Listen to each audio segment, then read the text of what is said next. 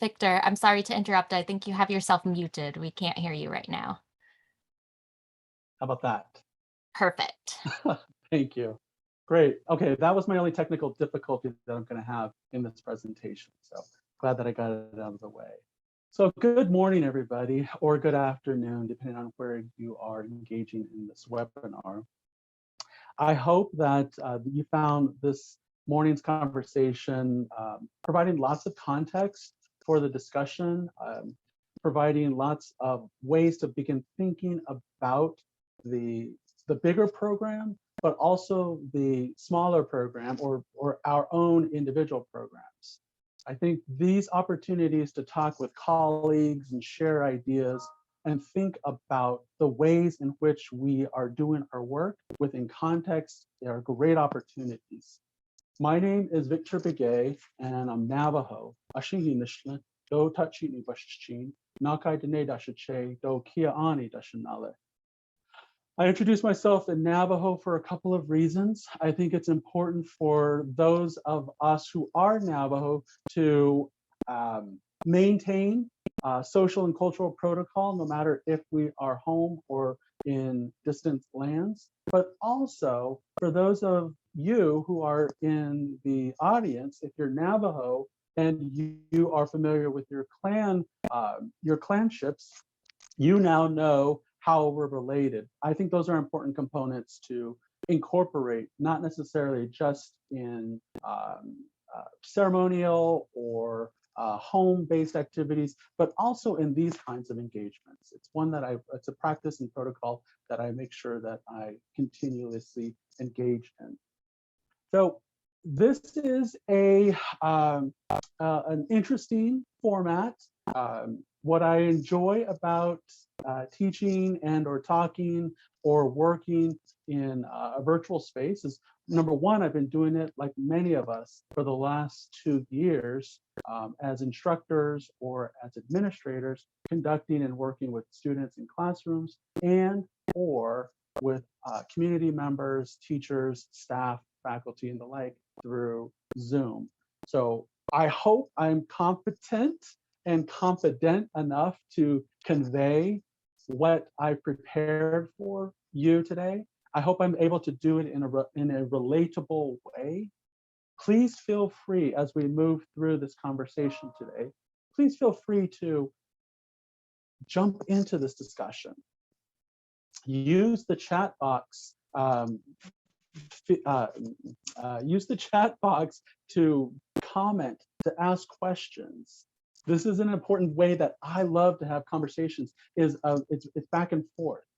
So to the extent that we can in this virtual format, I'd love to engage with you back and forth in a conversation way. So please use the chat box. If there's any comments, questions, or even if you just want to do a shout out to me or where you're from, or just a shout out to say, hey, this, that, and the other, please feel free to do that. I do have prepared a presentation for you.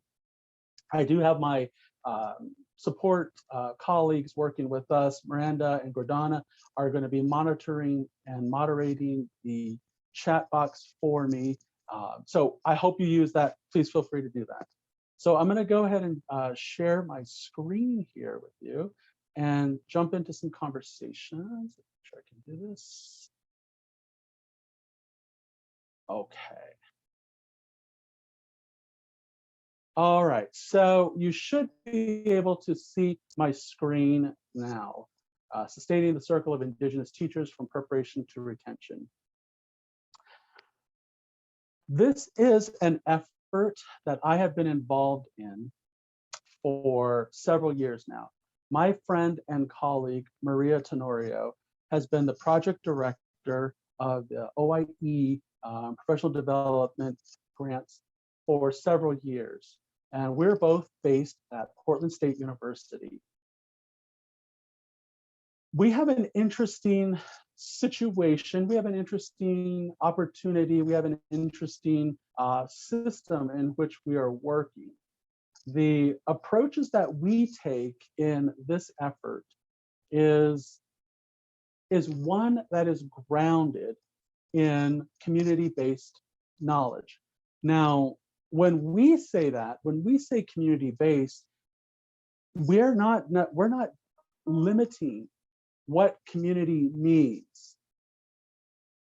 We recognize very well that all of our students that came into our teacher prep program and the students that are now coming into the administrator licensure program, we recognize that community is defined and means lots of different things to them. And even between my colleague Maria and myself, community can and does mean different things. That's the approach that we start out with. That's the foundation that we start out with, is that we are indeed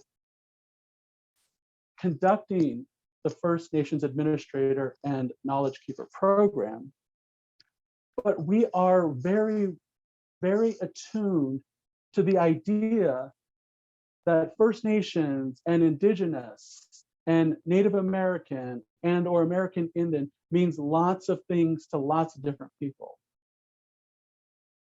We all, I'm sure you can recognize between you, your staff, and your students, you can recognize that in your communities and in your worlds, Indigenous, American Indian, Native American, First Nations, things of that nature, those two are also varied. It is a way for us to approach the development, the program outline, the program map, and the curriculum. It allows us, this varied approach of definitions allows us to engage with students and engage with faculty, to engage with our communities in a very empathetic way. I use in the courses that I teach and the mentorship that I engage in with some of the alumni, as well as the students involved in the program right now. I use the tools of interpretation theory. And interpretation theory argues and or warrants this assertion that there are multiple perspectives of these terms: Indigenous, American Indian, Native American. Of all of us who are on this, in this presentation right now, I don't know what the number is, but even if we were to just key in what our definition is, we probably would have a wide variety of responses. So we ground our program in that diversity. Indigeneity, Indigenous, American Indian, Native American is not one large homogeneous group. And we have taken that into and structured it into our program. It has helped us to better understand and relate to the students and the communities in which our teacher program is grounded or is set. Portland State University is in the heart of downtown Portland, Oregon. Portland, Oregon has a large urban American Indian community, a very active and vibrant one. The state of Oregon is home to 9 federally recognized tribes. Oregon has become, in concert with other Northwest states, Oregon State has become a place where we can begin to recognize and value tribal sovereignty. We can begin to honor and include. There's an Oregon State regulation, Oregon State law, Senate Bill 13, which codifies the notion that American Indian and or Indigenous histories and curriculum must be included into K-12 curriculum. So we are working with the program, the teacher prep program, we are working with all of these different community partners to create a program that indeed is inclusive of multiple perspectives, yet at the same time drawing on all of our similarities together. I'm a mentor in the First Nations program. I have a lot of my work that I do as Associate Professor of American Indian Studies. I'm able to use the work that I do in my classroom and in my research. I'm able to use those experiences into and relate it to the experiences of our students in the FNA-KK program. This has given me a wider perspective. This has provided me an opportunity to define Indigenous or indigeneity in lots of different ways, but also it has provided me the necessary context so that when students come in with their varying definitions and their varying experiences, we are better able to address how these can fit within our program so that our students can be successful and achieve through the program and achieve their licenses, whether it's teacher and or administrative. Again, I want to welcome and invite all of you into this conversation. I ask you to use the chat box freely so that I can, again, have a conversation with you.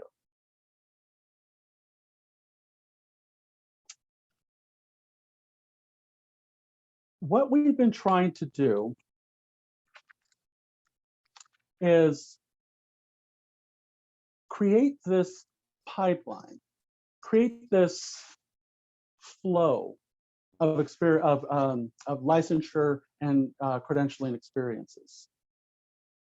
The Portland State University teacher training program started, or our experience in the PSU teacher training program started with the American Indian Teacher Program.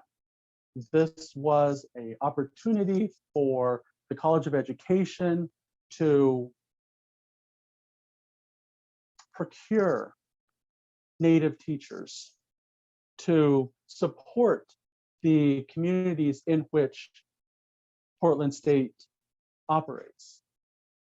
This was a way for us to ensure that when we think about issues like teacher shortages or like the lack of inclusivity and diversity of Native teachers in the classrooms, this was our way to address that.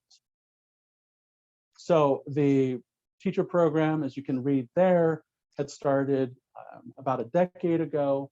We've been successful to graduate Native teachers who are now serving in various capacities. We've been able to reach out to different communities, not necessarily just stay in the larger Portland metro area, but reach out to other areas in the state to ensure that those school districts can participate with these teachers, can engage with these Native teachers in the varying capacities and in the varying contexts that they feel is appropriate. We have found that teachers who come from small rural reservation communities bring different experiences than students who come from perhaps a metro, just using that large binary, a large metro area. And what we've begun to recognize is how important it is, as I think this was talked about in some of the morning sessions, not necessarily just the teacher shortage, but also the importance of teachers or students seeing themselves in their teachers. This is what we're trying to do in terms of addressing the disparity of how and why Native teachers and Native students succeed in the proportions and in the way that they do in their particular school environments. So our program participants over the first 3 programs, we've had 35 students in the American Indian Teacher Prep program. We had 10 Oregon tribal members, some non-Oregon tribal members. and where those alumni now fall into lots of different circumstances and lots of different schools. We've found that teachers recognize and value the kind of work that we're bringing, the kind of worldviews that we are honoring and that we're recognizing. We are beginning to understand and think about new creative ways to engage with Native students, to become Native teachers. We have begun to recognize how and why mainstream American public schools, the mainstream American public school districts, how and why they systematically and structurally incorporate these very not good situations for our teachers and our Native students. We began to recognize and take a critical perspective and a critical approach to understanding how and why schools operate the way that they do. We began to talk about how and why systemic racism and white supremacy is exuding through these structures of mainstream American public education and or school districts. And we're preparing our American Indian teacher candidates to be able to contend with these situations and these circumstances that they will indeed find themselves contending with. To prepare them otherwise, I think, does them a disservice. This critical approach, this critical perspective of contending how and why structural racism exists, and what does it actually do in terms of education policy? What does it actually do to our students and their Native teachers? You can answer that question from the context of your own communities. You can provide the responses to those based upon the context of your schools. We ask our students, we ask the faculty who teach these courses, the courses that I teach with both Native and non-Native teacher candidates. We ask them to think about these circumstances, not necessarily just as a quote unquote teacher or their job or their role or their career, but more so from an independent personal perspective. How do the choices that they make as individual people who are then going to become teachers, how do those choices that they make influence what happens in the classroom? We ask them to think critically about who they are, the experiences they've had, the worldviews that they bring into the class. How does that, or perhaps in what ways does that interrupt or disrupt the hegemony of mainstream American public schools? Or perhaps I should ask the question, does it? These are the questions, these are the challenges, this is the approach that we've taken to ensure that our students, our teacher candidates, can be appropriately prepared to work in schools that have historically been very bad places for Native kids, Native communities, Native teachers.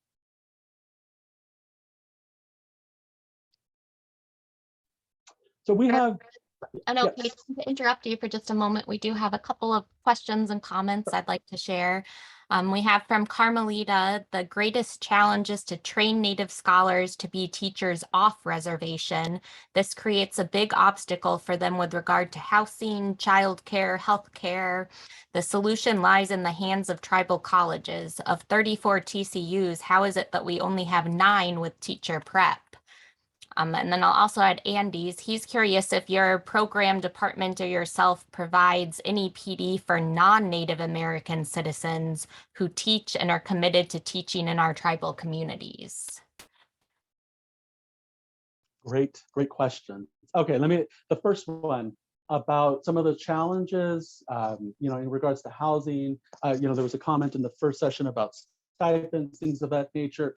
That's structural racism. That's how structural racism manifests. That's how it does manifest, by limiting the capacity, by limiting the access for our teacher candidates, for our native community members to access a teacher prep program. That's how structural racism happens and manifests.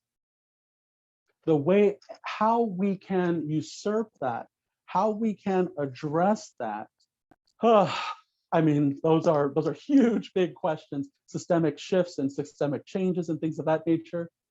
But what I think is most apropos for this conversation is, I do this with students all the time, is when they ask these big questions like this, is I say, okay, I'm sorry, but I'm going to put it back on you, because you know your context of your community, you know the program, you know the people that you're working with better than I do. So what ways could you engage and navigate and move like this through the systems in which your program and your schools operate? There's lots of ways that I think that, based on my experience back home on Navajo or back home in Arizona, there are ways that I know that I can, kind of move through, navigate, and shift that work well for these communities. But that doesn't necessarily mean it's replicable or that it's going to work in other communities. But one thing that we got to be ensure that we got to keep in the forefront of our minds, at least in our program, what I stress with my students and I stress with our teacher candidates and our administrator candidates, is that this is how structural racism and systemic inequity happens. And those, again, lots of huge questions and lots of huge answers to those questions. And then I think there was a comment about the TCUs. Great question. I think we all should join the AHEC conference and ask those TCUs that question. Why is it that? Why is it that way? When we all know, when there's lots of opportunity, well, I shouldn't say lots, but when there are opportunities for these grow your own programs, how and why are TCUs taking advantage of that or not taking advantage of those opportunities? Again, I'm not trying to usurp the comment or not answer, but asking it in context means that we have to look back at our own institutions, at our own communities, and ask ourselves of those questions, ask ourselves of those circumstances and those situations. I think those are important questions to ask. And without getting too theoretical, we can go into conversations about, if anybody's familiar with Paulo Freire's concept of, from Pedagogy of the Oppressed, the concept of internalization of the oppressor, those views, things of that nature. But again, that I don't want to get too much into that vein, but I would love to have that conversation. If you want to share your ideas or share your contact information with me, yes, let's have that conversation.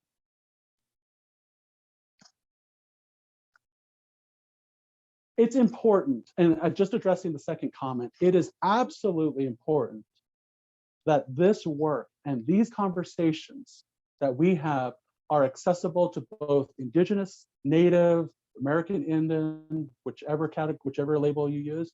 It is very important that these conversations are happening with both Native and Indigenous teacher candidates, as well as non-Native and non-Indigenous audiences, because our numbers are small. When we look at those large data sets, oftentimes Indian people, us guys, we only get an asterisk because we're always known as statistically insignificant. That's what these qualitative measures are saying about you and I, if you're Native and or from an Indigenous community or whatnot, that we are insignificant, that they can't even report us because they say that our numbers, our N is too small.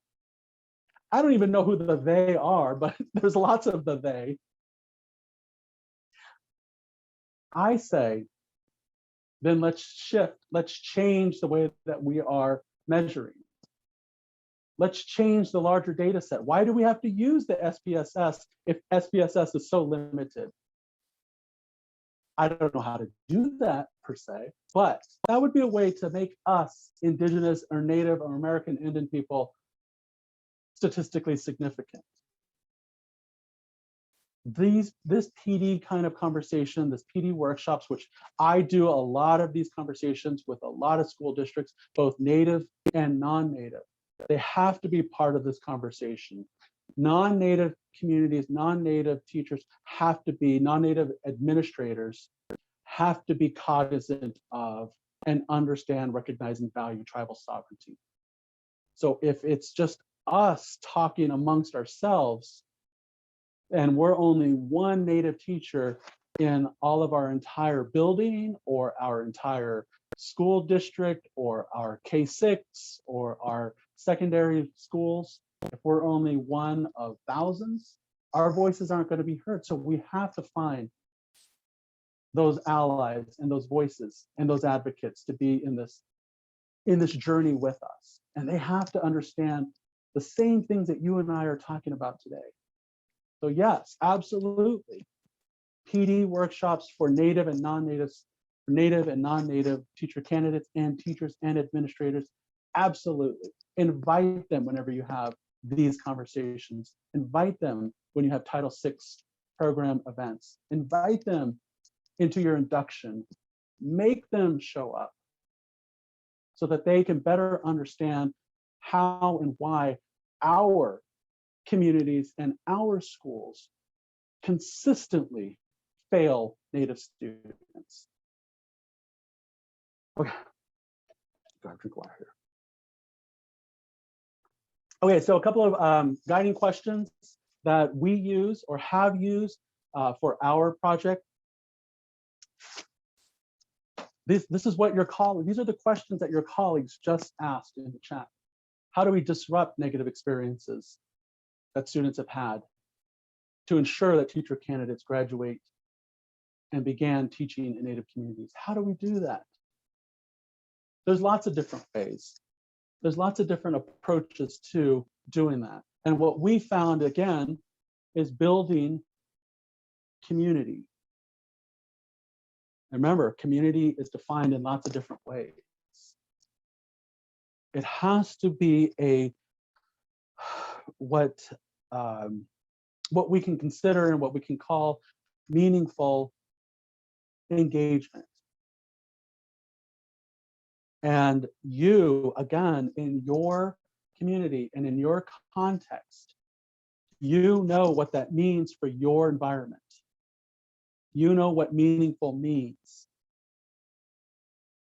So in order for us, our program, our project, First Nations Administrators, Knowledge Keepers, what we have to do is engage with where Portland State University is, again, in Portland. We have to work with Portland Public Schools. We have to work with other teacher training programs. We have to work with our community college schools as feeders into our program. We have to work with our local tribal governances. We have to work with our local Indian, urban Indian communities. And then we have to work with our statewide tribal ed departments and or tribal governances structures in a meaningful way and in a very critical way. We have to ask and we have to insist and we have to push our tribal leaders to ask hard questions. And we have to do that in a very sensitive and in a very culturally responsive and a culturally appropriate way. Because if we consider and stop and think about, again, the issue, the relationship of American Indian communities with formal education, it's not, and it hasn't been a strong, beneficial relationship. From the point of contact between European colonizers and the indigenous people of the North American continent, formal education has not been a beneficial circumstance or experience for many Native and or indigenous communities. And we know that and we recognize that. And that's part of the context in which we all operate within. Yet it's important for us, again, as Native scholars, Native educators, Native teachers, Native administrators, it's important for us to be mindful and, again, push both our university and or college administrative people into difficult conversations, as well as it is to push our own tribal communities into difficult conversations. And yes, there's tribal communities contend with lots of different things all at the same time. So it can be very challenging. But we always, in part of our conversations, we always choose critical conversations over comfort.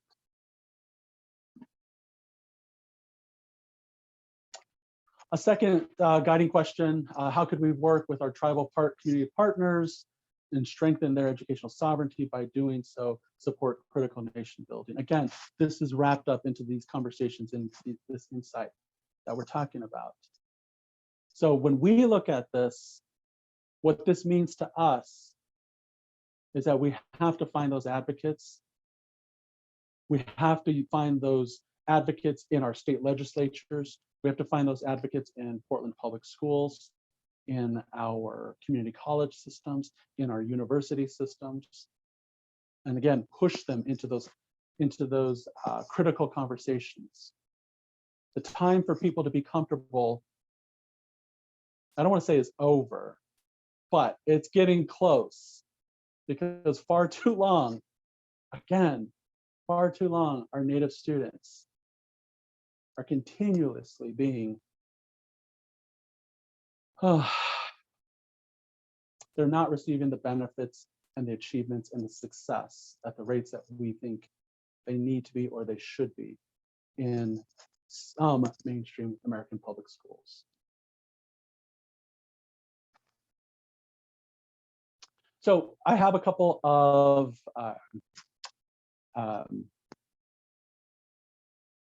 comments or quotes from some of our students who have gone through the program. Teaching is never value neutral, is one of the approaches that we take.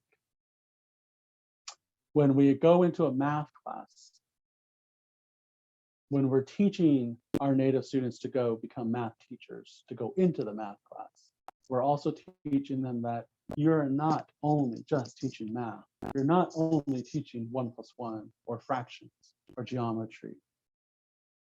You're doing so much more all at the same time.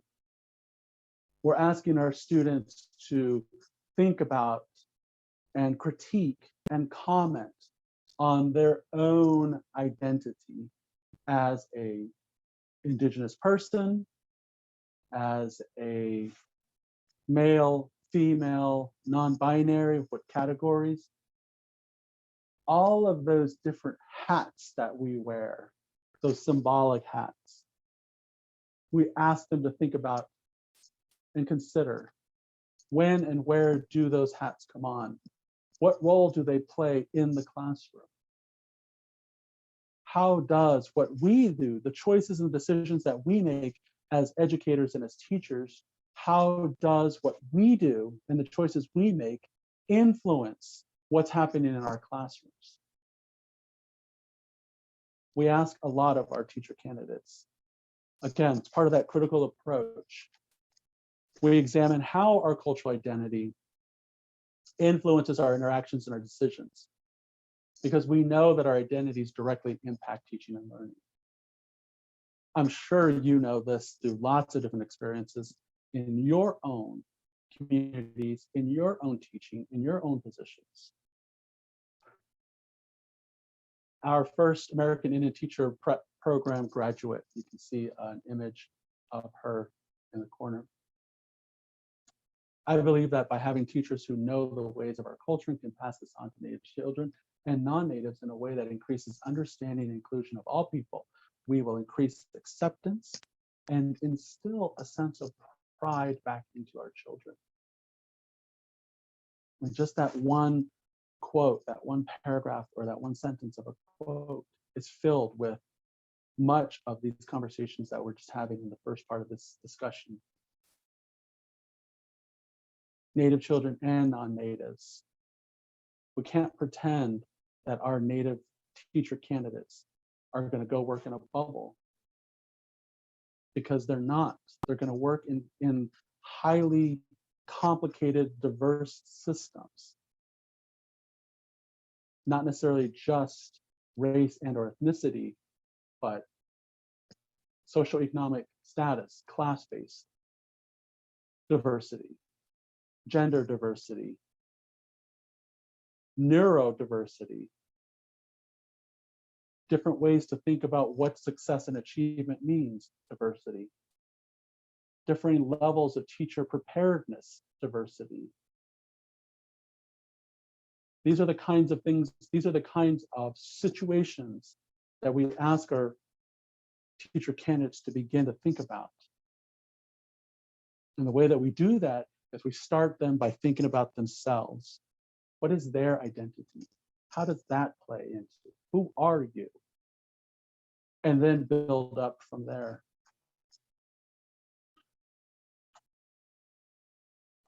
If you have those comments and those questions, let's hear them. I'm ready for some comments. I'm ready for some discussion. Yeah, I'd be glad to share. We've been getting some great comments. I'll read through some of them. Feel free to stop me if you want to react to any of them.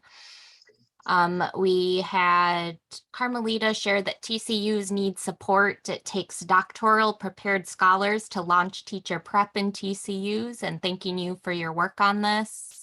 Spencer shared that he loves the idea of disrupting negative experiences students have and have had in education. It takes so much time, but it is possible.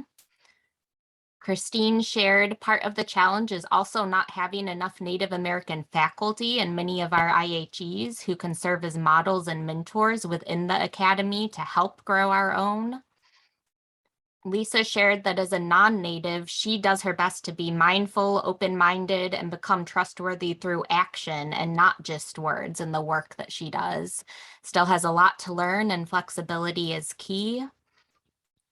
Spencer shared that when he thinks of grow your own, he thinks of a plant that grows from a seedling. It takes years of cultivating the mindset, expectation, and support to create and maintain a successful grow your own program.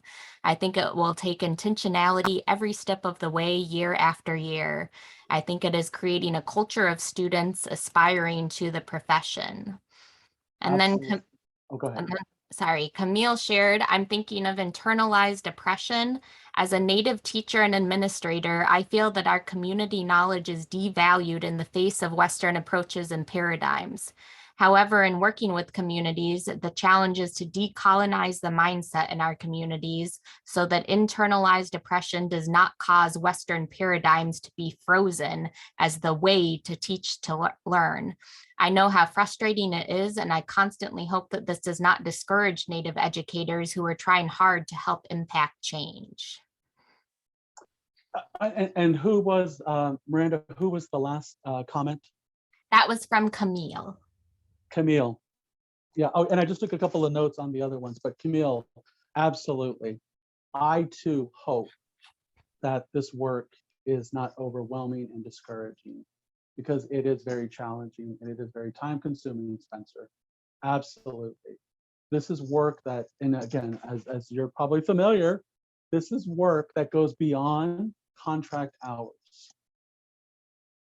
And not all, I can't say that because I'm not an absolutist, but some of our teachers reside in contract hours.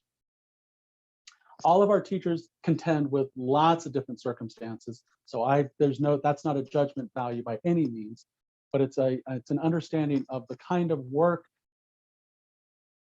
that we're asking our students to think about. It does indeed go above and beyond. And I'm going to have a couple examples.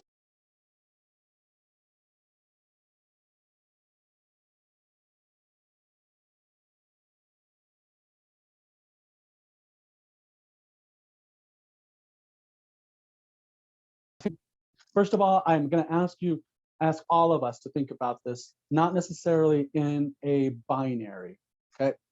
So what that does for us is when we divorce ourselves of this binary perspective of Indigenous worldview and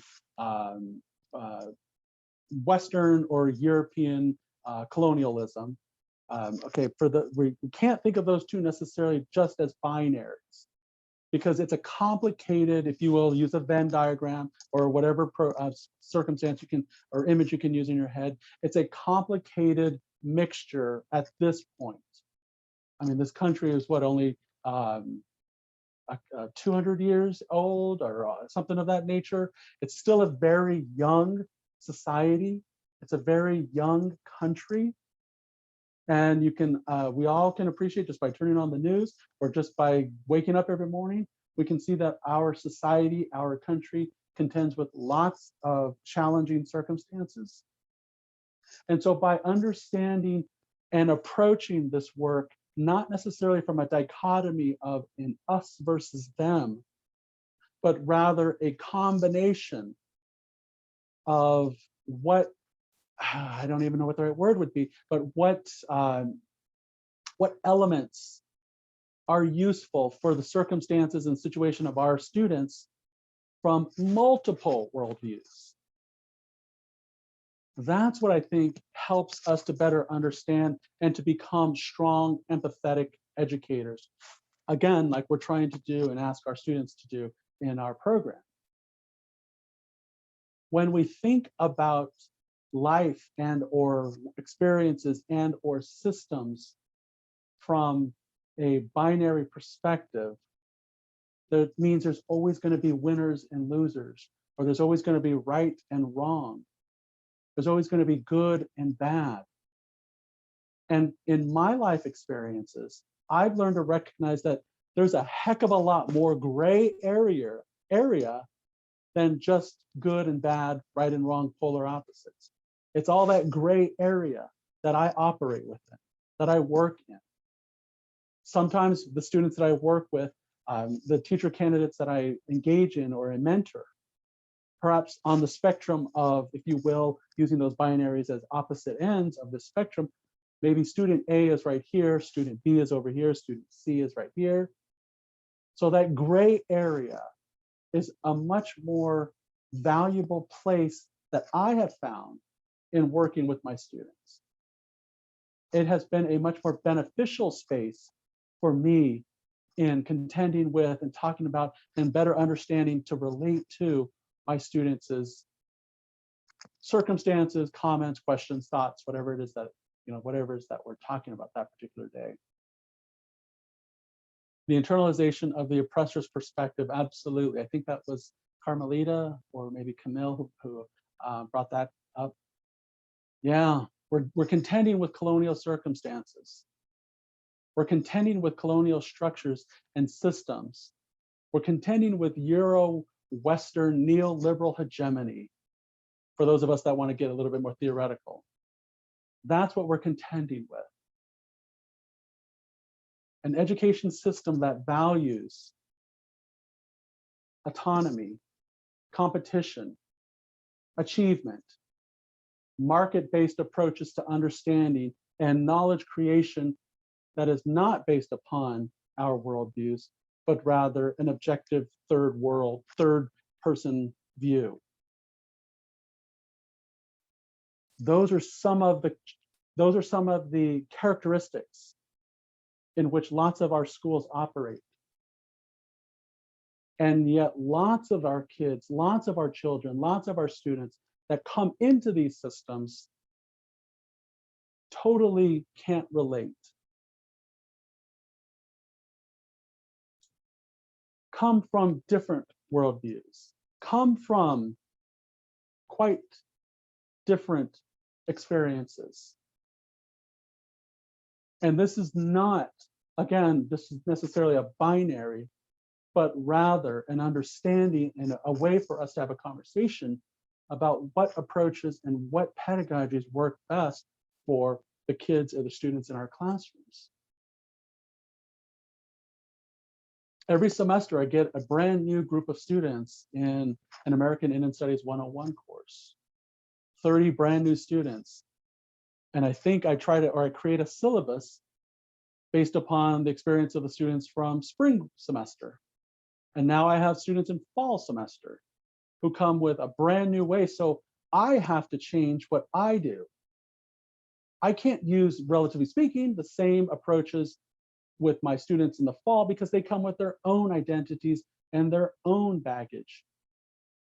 I can't use the same systems and approaches that I used in my spring semester. That flexibility is a way that you and I, as educators, as teachers, that's a way that you and I can better relate to the successfulness and the achievements of our students.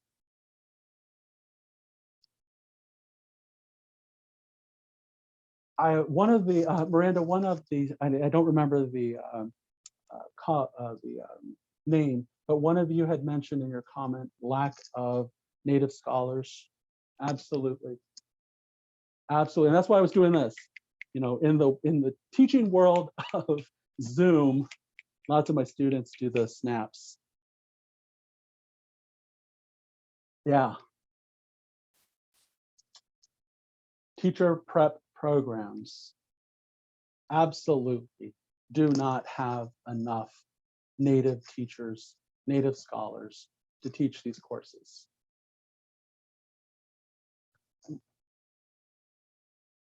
Oftentimes, colleges of education have teacher prep programs may have a handful of Native faculty.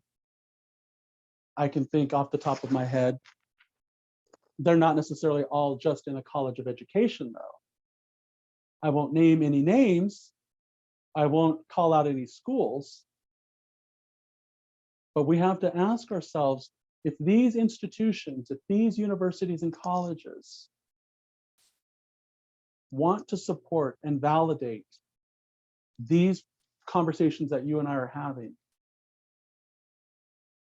then the appropriate, not the, because again, not an absolutist, but an appropriate response and an appropriate way to address what we're talking about would be to absolutely create tenure track positions, create lecture-based positions, create any kind of position specifically, and I think Spencer used, somebody used the word intentionally make the decision, consciously make the decision that we are going to hire Indigenous faculty, Indigenous scholars, Indigenous teachers. But it has to be an intentional and conscious decision. Then we can begin to bring those faculty and those experiences and those worldviews into our teacher prep programs. Oftentimes, and this may be true of your teacher prep program, oftentimes we have some very well-intentioned non-Native, non-Indigenous, and it complicates things. Complicates it in lots of different ways.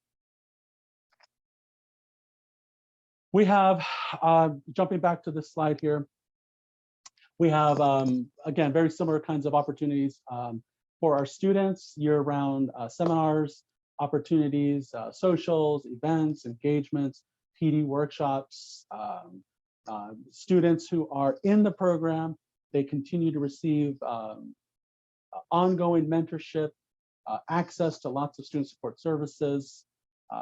When they become teacher, move from teacher candidates to a teacher in a classroom or in a building of their own, the ongoing relationship and the outreach is great. My colleague, Maria Tenorio, has a stellar and an excellent model that she has created for doing that, whereby she can maintain this relationship or a relationship with the students in their induction years and beyond. Part of the work that myself and some of our other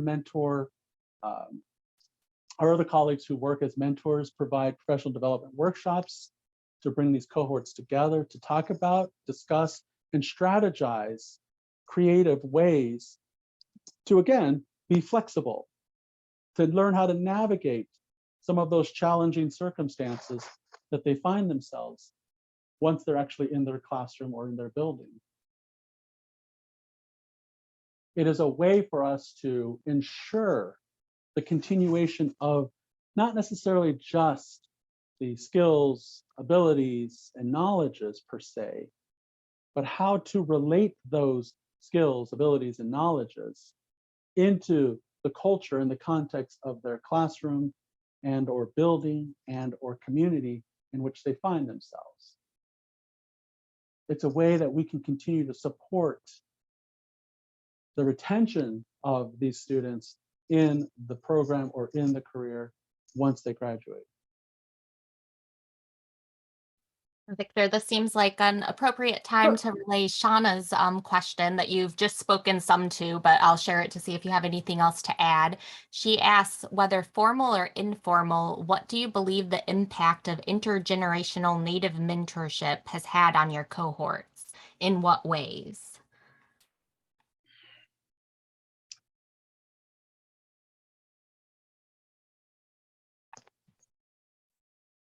I have found through my experience, I have found one of the most useful and foundational approaches is to honor and recognize some of those views. And that may seem odd or it may seem simplistic to say,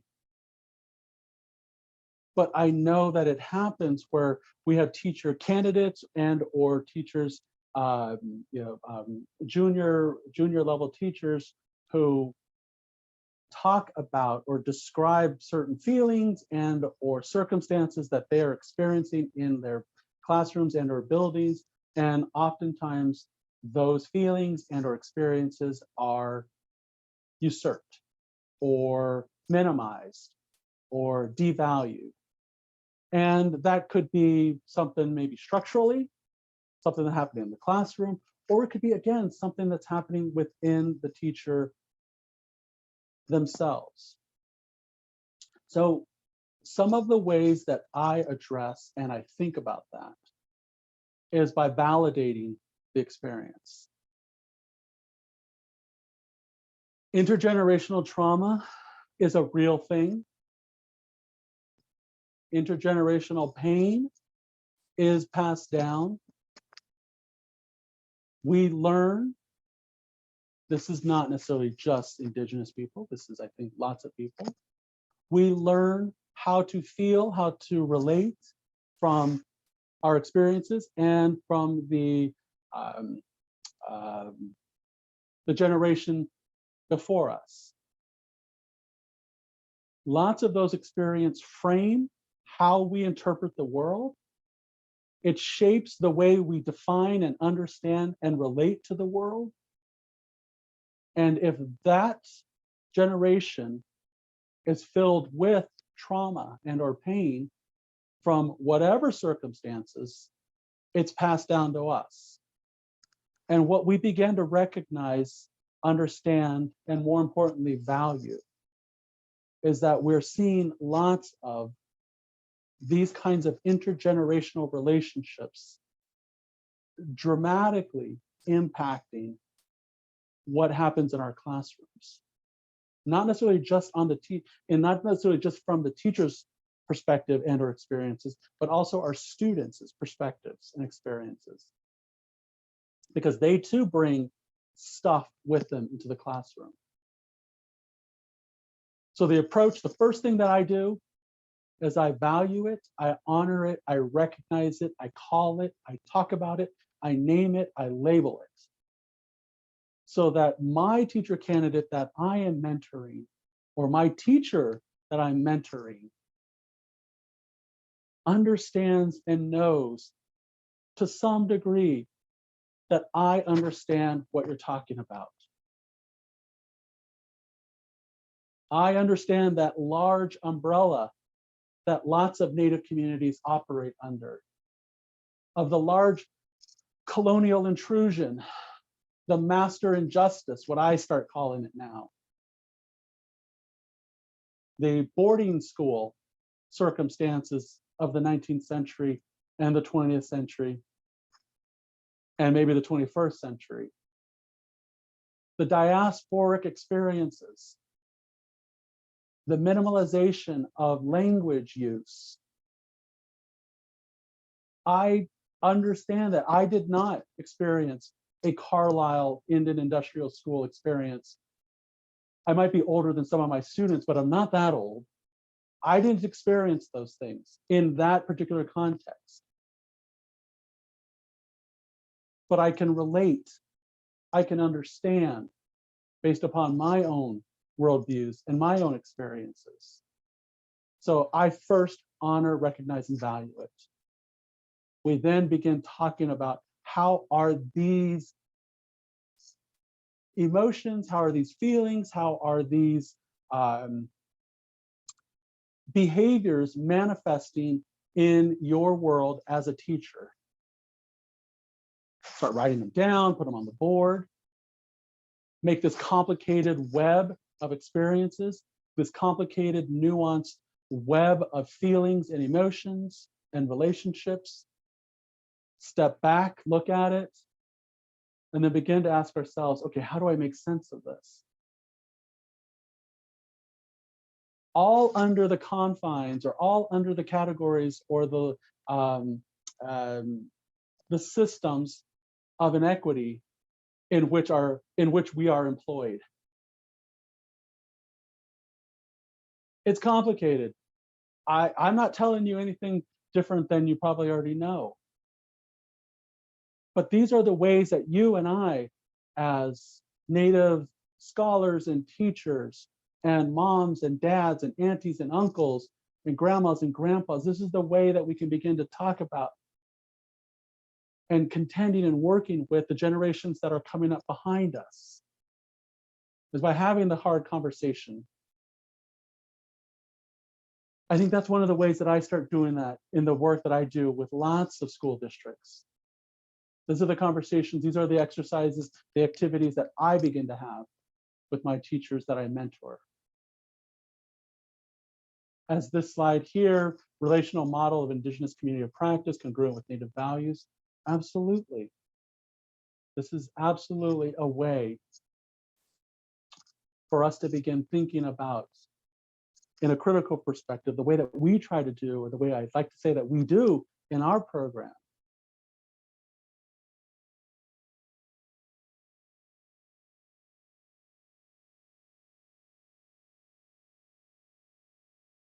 This is what we begin with our students. I won't say names, but as one of our students is trying to be a little bit more stoic, but we always tell them to smile. I love the comments, I love the questions, so please keep those coming if you've got any.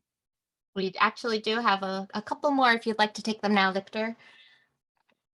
We had a question from our director, Julian Guerrero Jr. He would like to know, where and how do you think the OIE can be a better thought partner in your work? Okay, let's see. I don't want to get in trouble. We need lots of partners. Indian community is lots of partners. And I think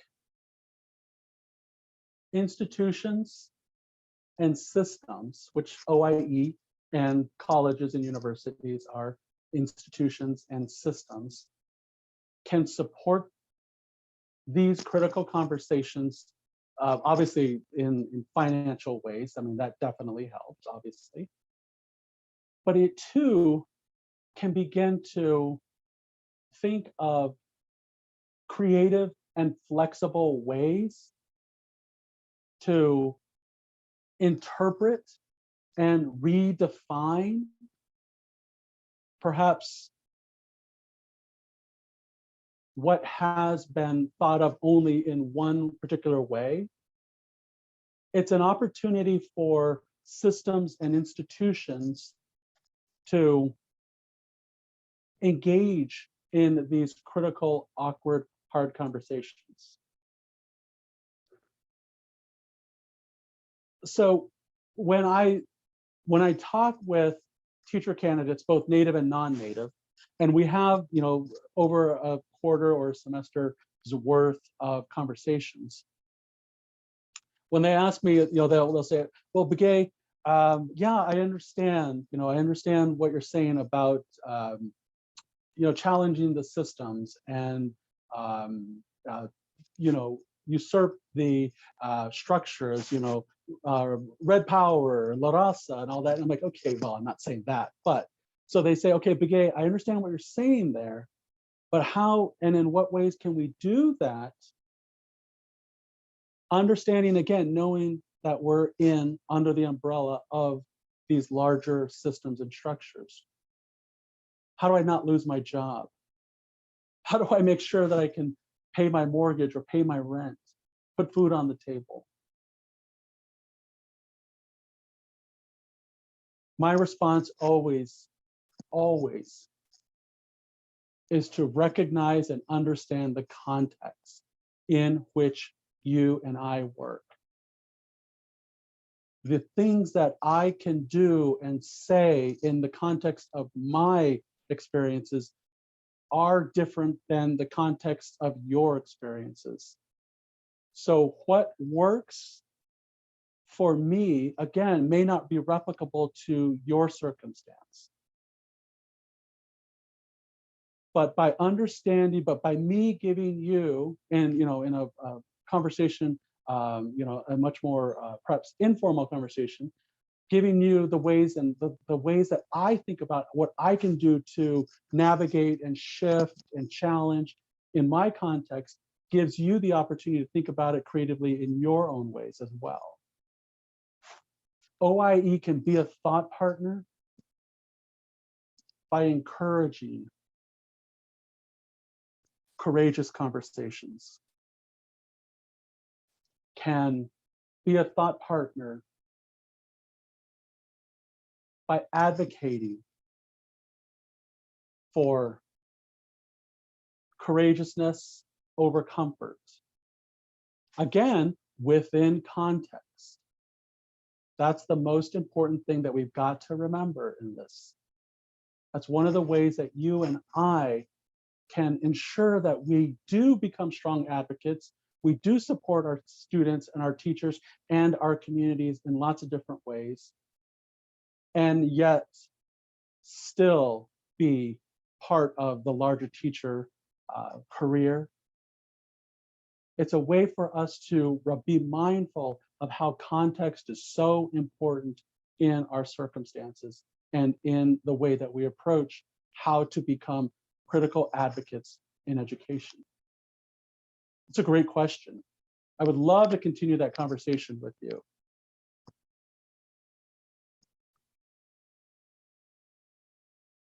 Miranda, do we have any more? We do. We have a couple more in Greek, and I apologize if I'm mispronouncing anyone's names. Asked, how was K apostrophe E displayed and observed with your teacher candidates, community members, and administrators? Yeah.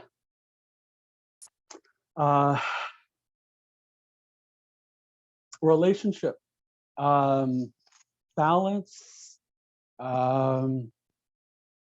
good thoughts. And I don't want to make it too, too, I don't know, kumbaya-ish or too warm and fuzzy. But we had to find through time and trial and error, we had to find those faculty who were advocates. And once we found out who our advocates were, we held on to them. We want to maintain them. But it takes time to understand who our partners are and the work that they're going to do with our students. We want our teacher candidates to be in classrooms that are taught by, or in their teacher training programs. We want them to be in classrooms taught by faculty who are empathetic, who may not, again, define community the same way as their students, but those teachers should be willing to accept differing definitions and willing to accept that our students come from multiple perspectives.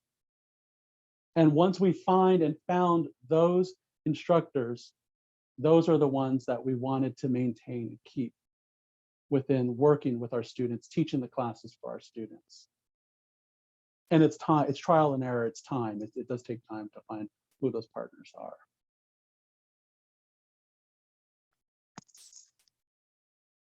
And then we also have a question about how Indigenous high school, college, and career readiness programs can access and direct their students to Indigenous teacher preparation programs.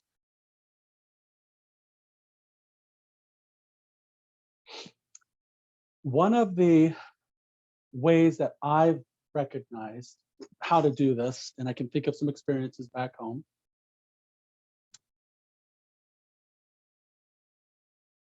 is by advocating for what some colleges, either community colleges or even 4 years, are sort of these dual credit or these dual enrollment programs, by having high school age students take college level courses so that, once when they're done with high school, they can move into a college. So they have some credits with them, and they're familiar with sort of the teaching style and the teaching expectations. I think that helps create a pipeline. But for schools that, or communities or high schools that don't have direct articulation agreements or partnerships with dual credit or dual enrollment kinds of programs, I think reaching out to create online, I'm familiar with lots of community colleges, lots of TCUs, lots of 4 years that have online dual credit programs. So those are some opportunities if your local institutions don't have that.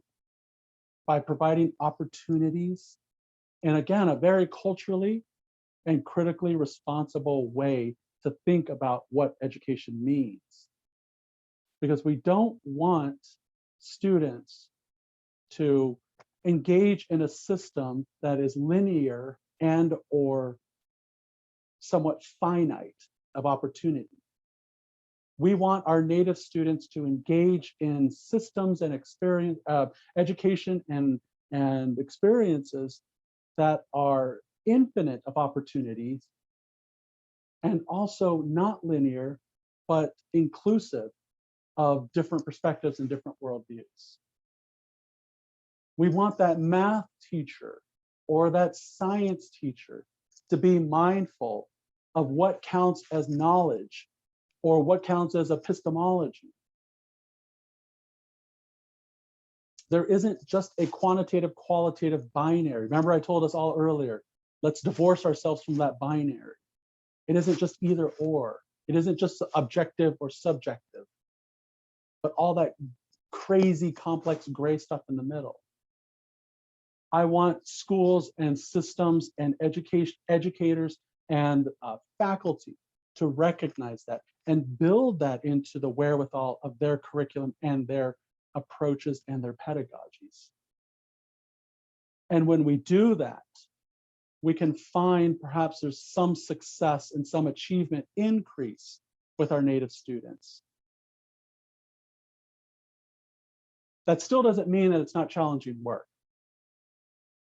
But yet it's at least one opportunity that I find that can lead through this pipeline from high school to undergrad, to teacher candidacy, or to and then ultimately to teacher in the classroom. I hope that helps. And again, please feel free, any of you, to reach out directly to me, vbegay@pdx.edu, to continue these conversations. Miranda, do we have any more? I don't know where we're at on time. We have about 5 minutes left, Victor, and we did have a question just come in from Angela Hernandez, who's OIE's program officer for the Indian Educational Professional Development Program. She says relationships between districts and training programs are key for both recruitment and placement efforts. How do you nurture relationships with districts? And do they understand the mutual benefits? Has their work with you changed the way some school and/or district leaders think about the invaluable contributions of Native American teachers?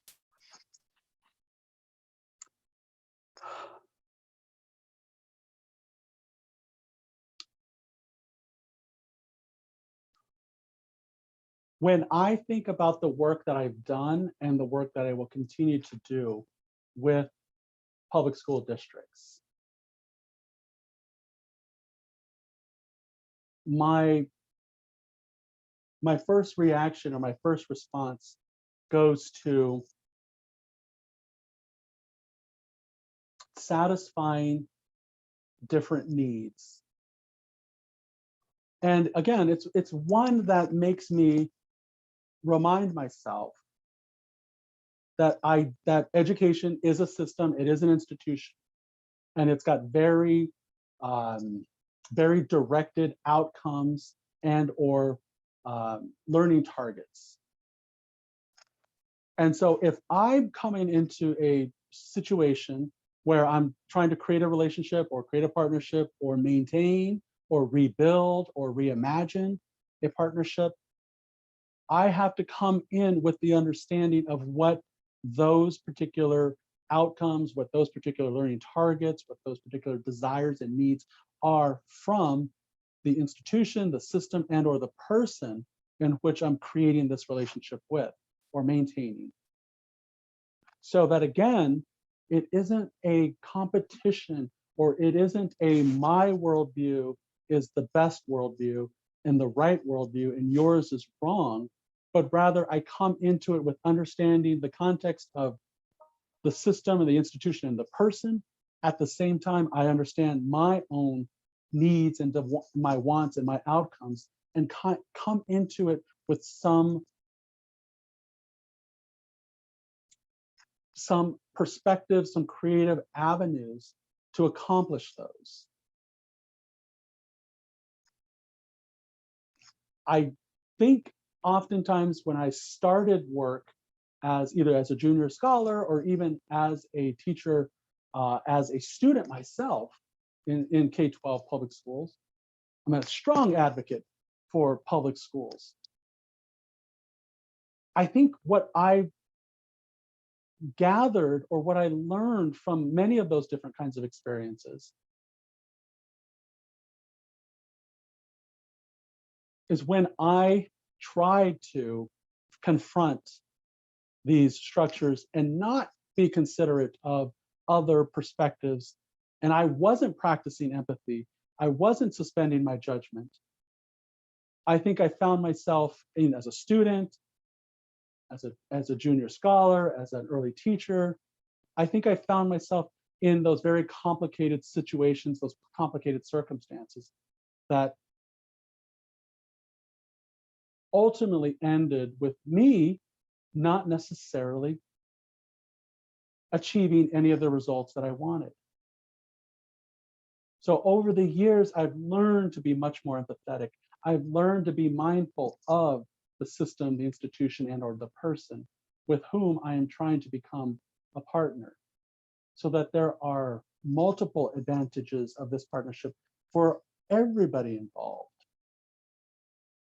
And again, complicated work, but one that has helped me in relationship building is learn to be empathetic and learning to suspend my judgment, learning to be patient, which wasn't a trait that I had, that I practiced very well or very easy by any means, but it's one that I learned how to do. I hope that responds to the comment there. How are we doing, Miranda? I've just put up this slide here to kind of give a reference to where some of our teachers are. We started with the American Indian Teacher Program with teacher candidates, and now the First Nations Administrative Knowledge Keepers is a principal licensure program. We have students who are practicing teachers in their buildings, and now they are going for administrative licensureship. So I'm mentoring some students. Here we go. 2 students who have been actively engaged in the community, who have defined community differently, have redefined it for me as I started to work with them. These 2 are working to create different environments in their buildings, redefine what it means to be an administrator in their schools, using that critical approach, using those similar values, using those strong Indigenous foundations that we talk about to redefine and reimagine what it means to be an administrator. It's it's a long road ahead, but it is one that I think you and I, through conversations like this and through work, and I hope I get to meet all of you at some point in person, but it's a long road that you and I must continue to engage in so that we can absolutely influence and shift what public school policy looks like for the benefit of our Native students, our Native teachers, and our communities. It's a long road ahead of us, but it's one that I think we can make happen. I only look to our ancestors 100 years ago, 200 years ago, 500 years ago. I look to the resilience, to the hard choices that they had to make in their lives to ensure that I, as a Navajo man, get to live and exist the way that I do today. That resilience that they maintain, those hard choices that they had to make, I have to somehow draw upon that. And I think that's what you and I as educators, as Native educators, can do. Okay, Miranda, I think we're out of time, but I just want to say thank you to everybody who's been here. Please reach out to me, vbegay@pdx.edu. Let me know your thoughts. Let me know what you're thinking. Let me know how you and I can continue this conversation. I appreciate this opportunity to spend some time with you today. Thank you. Thank you so much, Victor. I can tell the feeling is mutual based on the comments in the chat box, and I did share your email address there as well so that people can reach out to you to continue the conversation. Thank you all so much for joining us today. Please don't remember to just click on that polls tab and take our five-star session rating really quick before you go. We appreciate that feedback. Thank you so much, and we'll see you in the next session.